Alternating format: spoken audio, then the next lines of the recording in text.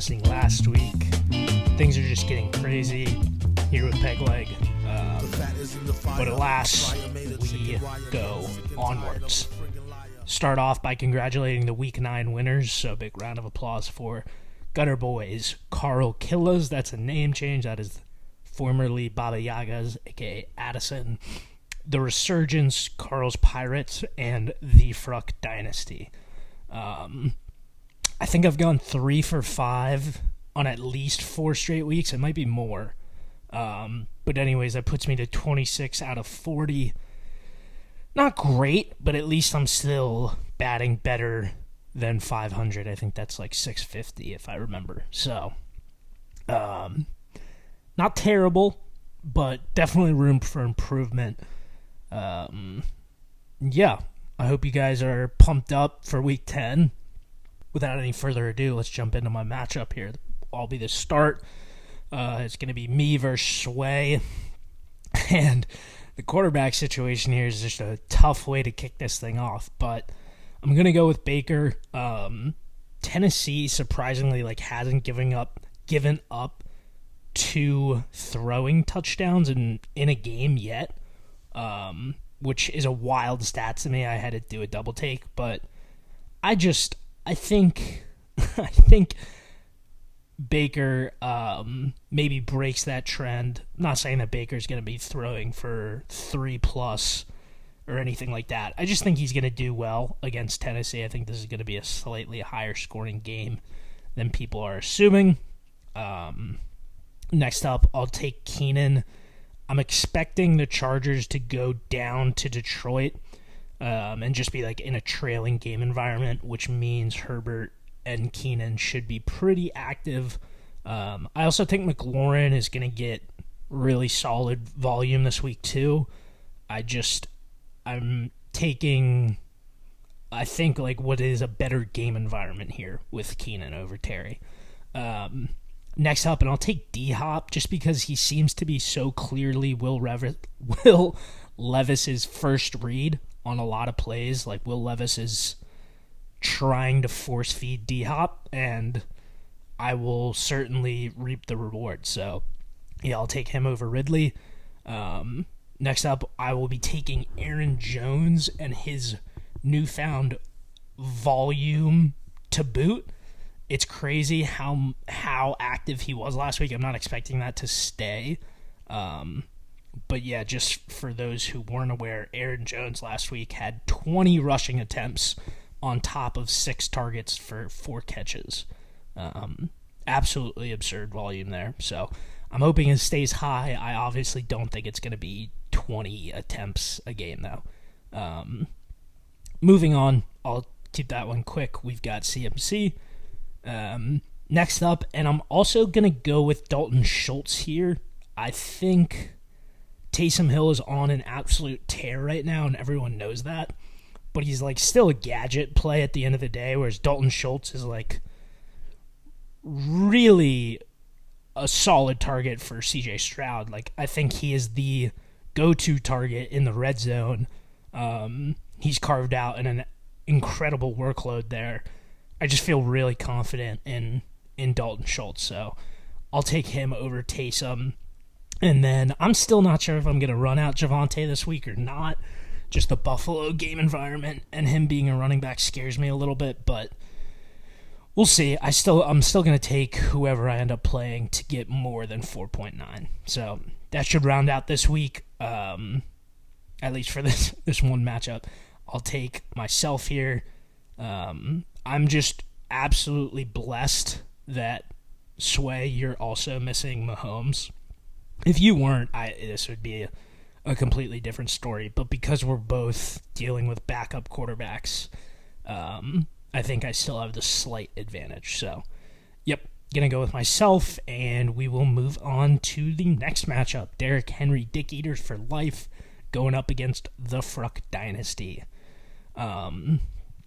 I'm going to start this off with a very aggressive Joe Burrow rank. He's actually my quarterback 2 on the week right now because, as aforementioned, both Jalen and Patrick are on bye, so it's going to help him. Anyways, moving on to Pittman versus Garrett Wilson. They are right next to one another in my rankings, so this just feels like a 50-50. My slight lean is towards Pittman just because I have a little bit more faith in Gardner Minshew than I do Zach Milfson. So I would lean slightly towards Pittman, but these guys are as close as it could be. This next spot is pretty gross if you ask me. These guys are both outside my top 30 for wide receiver rankings this week. But Amari Cooper is my wide receiver 31 versus Jacoby Myers at 39, so I'll take Amari Cooper. Next up, we're going to go with the young Buck Bijan in what I think should be a really good game environment for him. The Cardinals have allowed numerous guys to rush all over them. I'm expecting the same for Bijan.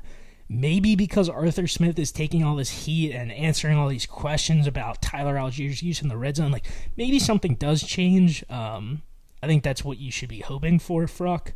But it sounds like he is pretty sure and pretty confident that Tyler Allgeier is the better short yardage red zone back. I'm pretty sure Bijan Robinson has just one carry this year inside the 5-yard line. So it sucks, man. You just got to hope that his explosiveness hits outside of the red zone and he's able to convert.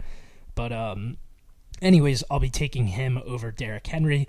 We'll also be taking the other B. Robinson over Kareem Hunt. Kareem Hunt's just in a really tough game environment. I don't think Brian Robinson's in like a easy one. I think Seattle's defense is pretty legit. I just think it's a better situation than Kareem Hunt currently has going up against the Ravens. Next up, I'll take... Actually, this one we need to talk about a little bit. Mark Andrews feels like he should be the obvious pick, especially with Kelsey out this week. Like most people have him ranked as their tight end 1. Believe it or not, he's my tight end 7, tied with George Kittle, which sounds wild, but that's because his matchup rating is terrible. Cleveland has been doing really well to shut out opposing tight ends this year, so I just have to throw that little caveat in there. I'm still going to lean towards him because I believe in the talent more so than I believe in Evan Ingram, but you know, there's a world in which Evan Ingram outproduces Mark Andrews because Cleveland just shuts down Mark Andrews. Anyways, moving on, we're going to slightly lean towards David Montgomery here.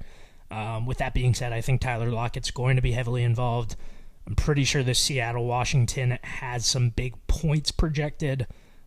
Don't quote me on that. You'll have to double-check yourself. But I think both guys are in good game environments. I just think David Montgomery is the goal line back for Detroit, and they should be scoring a decent amount. So, going to lean there. And lastly, and firstly, really, this is the first time I've talked about a defense here, but Dallas defense has Dallas in general, any player on Dallas right now is like a must-play because of their matchup. It's just so solid.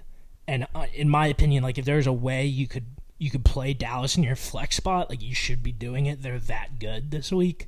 So that does need to be mentioned. With that being said, I think Fruch's running backs, Bijan, Bryan, and David Montgomery, are going to be able to get it done for him this week. Plus, having Burrow back and, like, not just back, he looks normal, so huge for Fruch to have a competent quarterback. Not that Sam Howell wasn't, but I don't even know if Fruch was starting Sam Howell on that tear he was just on. But anyways, I'm losing my point. I'm saying Joe Burrow being fully ramped up again and the acquisition of David Montgomery makes this team pretty solid. So I'll be taking Fruch here. Next up, we'll go with Shaka Zulu versus the Mose Bros. Jared Goff, believe it or not, is my quarterback 4 on this week. And again, that's kind of got something to do with the fact that Mahomes and Jalen Hurts are missing, but it is what it is. We'll take those wins where we can get them, Hugh. Next up, I'll be taking Mike Evans over who ends up filling in for T. Higgins. I don't know who Teddy's going to choose to play. He's missing Reek because Reek's on bye. It's going to be a tough spot. So I'll take Mike Evans over whoever ends up playing. I'm assuming it'll be Shaheed, but I don't know for sure. This next one is really close. DK's my wide receiver 7, whereas Ayuk is my wide receiver 8. It's pretty much just a coin flip. I think they're both in pretty solid game environments, so they should do well. Next up, and funny enough, Jacobs is my RB5, Eckler is my RB6, so pretty much a mirror matchup there for the wide receiver 2 and RB1 spots. Again, it's just a 50-50, whoever you feel more confident in. I would kind of lean towards Eckler, but who knows? My rankings have it as Jacobs, so I'll respect the rankings. Anyways, moving on to the RB2 spot. Kind of for the same reason I didn't pick T. Higgins, I'm going to pick ETN, although I don't really need that excuse. Like, ETN is such a workhorse, and he's being so clearly featured in this offense that, like, even if James Conner was fully healthy, I still think it would be ETN here. Next up, and I have got Trey McBride actually in front of Kyle Pitts. Kyle Pitts is the tight end 2 in Atlanta right now. He's not even the tight. Jonnu Smith is the tight end 1 in Atlanta right now. I will not be told otherwise. Hugh, that's no shortcomings of your own. That is just Arthur Smith. I think everybody on planet Earth agrees that Kyle Pitts should be the tight end 1 there, but he's not, and it's brutal. But anyways, moving on to the flex spot. It's kind of cheeky, but whatever. I'll take Deontay Johnson to outscore Thielen in 7.2 points. Yeah, whatever. Sorry. Not sorry. I kind of said this, but with no Tyreek and no Higgins, this is about as tough as a matchup as it gets for Teddy. So yeah, it's good timing, Hugh. You better capitalize on this. You better get the win. Moving on, we'll go with Lil Rocks versus the Resurgence. We're going to be taking the QB1 overall this week, Josh Allen over CJ Stroud. CJ Stroud went nuclear last week. Do not expect that to stay nuclear. Teams will adjust. There will be slight regression here. So I'll take Josh Allen. Next up, I'll go with Diggs. He's the wide receiver 1 on the week, just in front of Jamar. With that being said, Amon-Ra is obviously no slouch.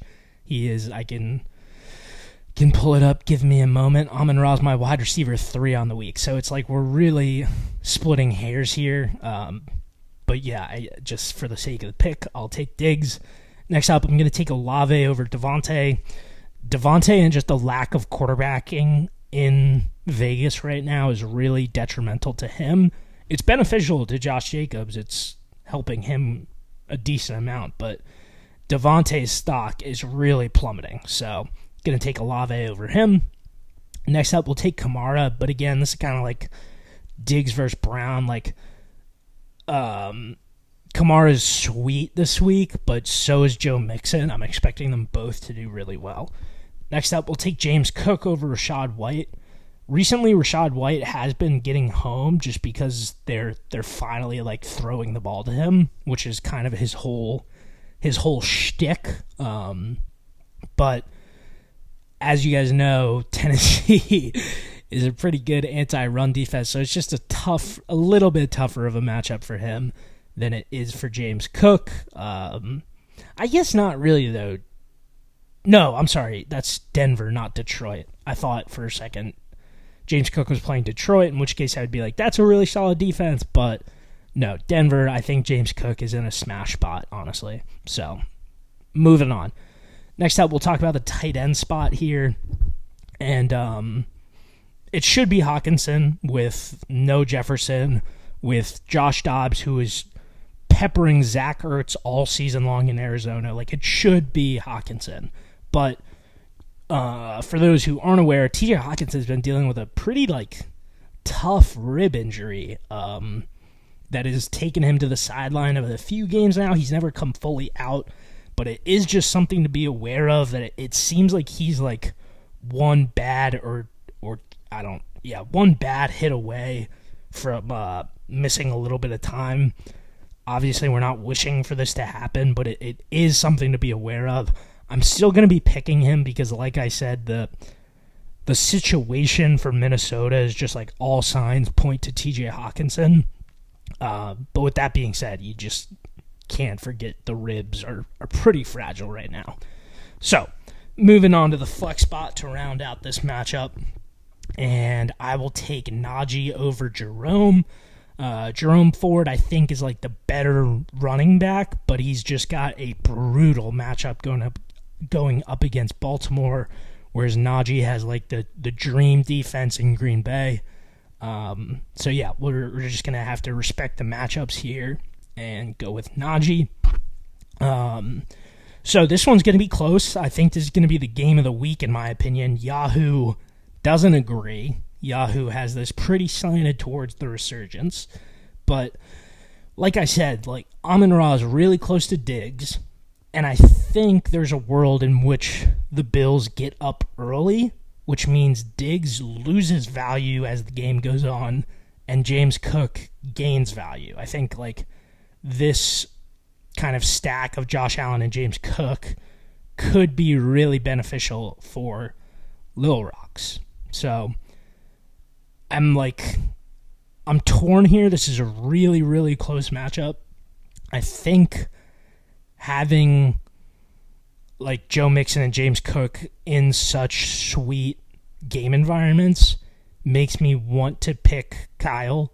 And like when you think about the Hawkinson, like one bad hit and Hawkinson's out, and all of a sudden you've got minuscule amounts of points there, unless it's, a hit late in the game and he's already done his work. But you get what I'm saying. Like there's a lot of ways that Kyle ends up getting this dub. So I'm going to go with Kyle, believe it or not here. I know the Yahoo projections are heavily disagreeing with me at 39% win probability, but I'm a believer. I think the Little Rocks are going to get it done.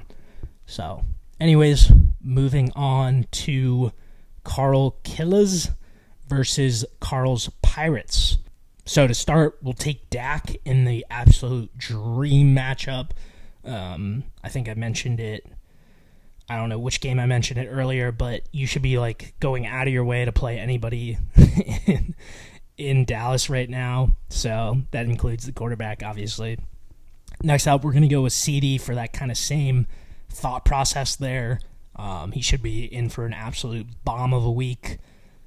Next up, we're going to go with Jamar Chase, pretty obviously. Don't need to say much. Next up, we're going to go with Jonathan Taylor against a pretty shoddy New England defense now without Matthew Judon up front. Jonathan Taylor also seems to have pretty clearly grabbed his role, so I'm expecting Jonathan Taylor to do really well this week. I also just there's a world where the Giants pull their starters in the second half, so it's a tough one for Saquon. Just a brutal matchup for him. Anyways, we'll move on to Tony Pollard over Ken. Again, just same kind of thought process here. If they are a Dallas featured player, they should be in for a huge week. Anyways, moving on, and I will take Laporta to outscore 7.1. I thought Cole Kmet was a good play, by the way, this week. Addison, it's just, I think Laporta is a little bit better. Also, having that 7.1 there, I think Laporta can outscore that. So, anyways, we'll round out by taking Breece Hall over Jahmyr Gibbs. Breece continues to get better with every game, and as good as Jahmyr Gibbs was looking, I don't know what Detroit's problem with him is, but whenever Dave Montgomery is in, it seems like they're going to go with him in short yardage and red zone situations, and that's gonna really hurt. So I'm definitely a little bit worried. But again, Breece Hall just has such a good game environment that it's going to be hard to take anybody over him. So besides that, quarterback and flex spot, Carl should absolutely dominate this matchup. Sorry, Addison. I I don't see the Carl killers killing Carl. Okay, that's going to do it for this week. I hope you guys enjoyed. Sorry again for taking a bye week, but I needed it. Hopefully this one is out ASAP. But yeah, anyways, catch you guys next week. Peace.